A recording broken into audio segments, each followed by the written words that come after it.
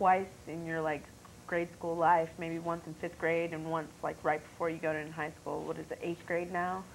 Right. I think stuff like that would probably help, because what your parents say, I don't know if it really helps, because at such a young age you want to do exactly what your parents don't want you to do. Want you to do, right. Well, we'll get to parents in a minute, but back to the DARE topic. What was DARE in your school? I mean, was it like everyone gathered in an auditorium and you had one public speaker, or was it in the class? Yeah. Or Like 2 police officers would come to your like 5th grade class, 4th, 5th grade class, and they'd give you like activities to do and read stories about, I don't even remember, it was so long ago. See, exactly, it was in elementary school. You don't remember a lot of things from elementary school, but that's what I remember. that's when it was in elementary school? Yeah. And like I know at that time I really wasn't thinking too much about like drugs or anything. I wasn't really thinking about that. Right. And I probably didn't even know what it was. And I think that's the problem, because they think, all right, well, you know, maybe if we nip it at the bud, then it'll be better later on. But it's not, because seriously, when you're like, you know, 9 or 8, you're really not thinking about all that. You're thinking about being a kid and having fun. And I think if they would try to maybe help later on, when it actually, you know, needs more guidance, when kids needed more guidance, maybe then that would help. But like, you're so young, and they try to install all this knowledge into you, and it's like they're telling you what to do, like, you know, 5 years from now, and it's like, you know, it's not going to help because you're not really thinking about it. Exactly. But kids are using drugs and drinking very young these days, so they may be thinking, well, I'm going to get to them before, you know, all the bad stuff gets to them. So if they're doing it at 8 and 9, and, you know, boys try alcohol at 11 years old, they're thinking, oh, well, this is perfect age because, you know, they're getting ready to try this stuff at 11. So they're not thinking, well, I mean, you have other people who are trying to put the pressure on you to try it, to drink and to try pot and all that. So I mean, it's got to be a fine line between doing it too early and then you guys are already involved in it, and then that would be too late if you're already starting to do it. Well, I don't think it's ever too late.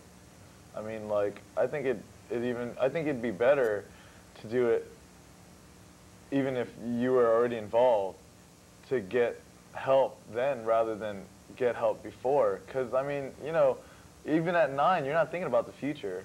At 11, at 10 years old, you're not thinking future. You're not thinking a week ahead. You're not thinking about a month ahead. That's true. You know?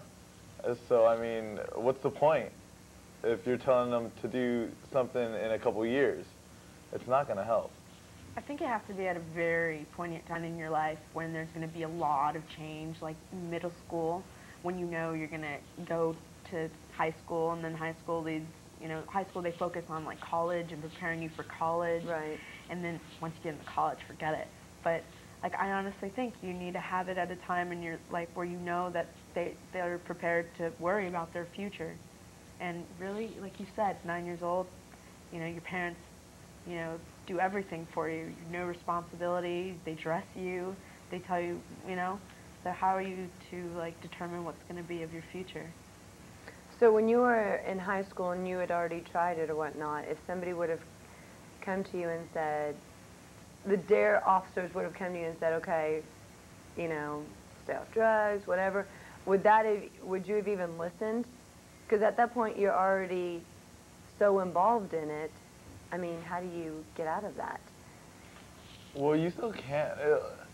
It just gives you something to think about. And the more you think about it, then, you know, the more doubts come into your head, you know. You're thinking about, you know, well, maybe I am. Because I know before I've thought about, you know, man, you know what, this is just stupid, you know, like, I know I've thought that before.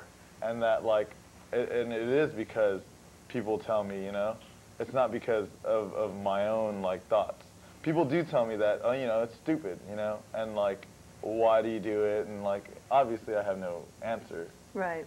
But, I mean, they do make you think about it.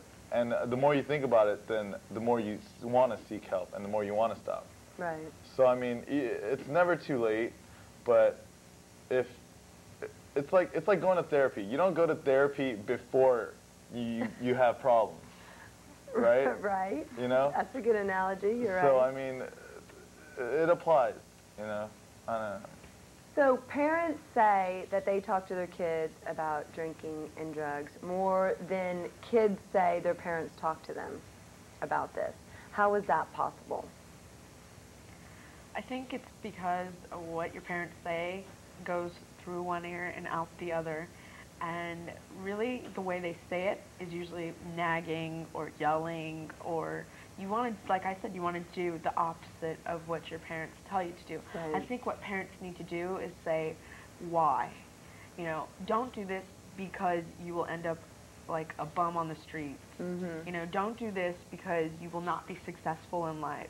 Don't. But would you believe them if they said, don't do this because you're going to end up a bum on the streets? Are you really going to believe that if you do that, you're going to end up a bum on the streets? I think it'd be Probably more gonna effective. prove them wrong. I think it'd be more effective than don't do this because I'm your parent. Right.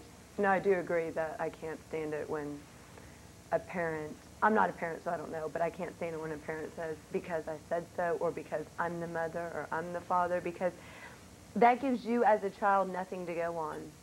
You know, I mean, like you say, you want a reason, because then even if you don't agree with them, at least you can understand where they're coming from. You can understand their point of view and their perspective and say, okay, well, I don't agree with you, but at least, you know, I can see where you're coming from a little bit. But if they just say, because I said so, then you're doing it just to spite them, because you're like, well, that's not a reason. So that's a valid point. Yeah. So what can parents do to prevent you from doing it? A, what can they do to prevent you from even starting? And then once you have started, what can they do to prevent you from continuing it? Maybe get closer to them, become involved in what other things they like to do. And it's basically, a lot of parents don't get close to their child, so their child can't tell their parents anything. They can't talk to them like a friend. Like, parents have to talk to their children like friends, so that it'll be hard for them to lie, and maybe they could just help them stop or prevent them from starting by being close to them, being a friend. Because there's a lot of, like, I have a lot of friends who aren't close to their parents at all. Right. And so But where's the line between being a parent and being a friend? Because you also have parents who say he doesn't need another friend, he needs a dad, or Yeah. he needs a mom. You know, he doesn't need a friend. So Yeah. where's the line between being a friend and being a parent? How do you know what that line is? Well, like, there's children that lock themselves in the room and they have, like, no communication with their parents. They Right. But, like, come home from school, tell them how your day was, you know? Like, that's being a friend. Because there's parents that don't even ask, like, how was your day? Like, what did you do today? Or, like, not to be nagging, but to care about what they do.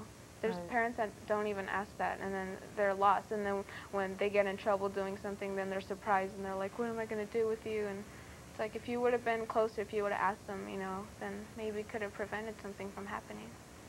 So there's a lot of things that they can do, like, around in that situation, like. So you're just saying have an open line of communication. Yeah. How do you begin to Communicate. even do that, though? I mean, it should start from since you're small. And You what know, if you it should didn't? trust them.